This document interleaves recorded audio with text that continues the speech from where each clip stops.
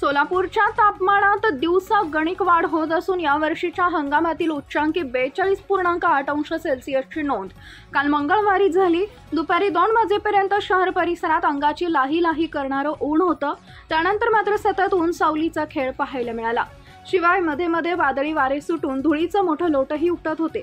हवेतील कार्बन डायऑक्साईडचे प्रमाण दिवसा गणिक वाढत असल्यानंच तापमान वाढ होत आहे। पुढील 15 दिवस म्हणजेच एप्रिल अखेरपर्यंत तापमानात 2 अंशाची वाढ होऊन तापमान 45 अंश सेल्सिअस पर्यंत जाण्याचा अंदाज आहे। शिवाय तापमान वाढत असल्यानं हवेचा कमी दाबाचा पट्टा तयार होऊन पाऊस पडण्याचा अंदाज हवामान विभागानं वर्तवलाय। दरम्यान मंगळवारी सकाळी 10 वाजल्यानंतर उन्हात मोठ्या प्रमाणात वाढ झाली। वाढलेल्या उन्हामुळे प्रचंड उकाडा निर्माण झाला होता। त्यामुळे अनेक जण दुपारच्या सत्रातील कामं टाळण्याचा प्रयत्न करत असल्याचं दिसलं। राज्यातील बहुतांशी भागांमध्ये कमाल तापमानाचा पारा आता असह्य होत आहे। अनेक जिल्ह्यात तापमानाचा पारा 41 अंशाच्या पुढे गेलाय।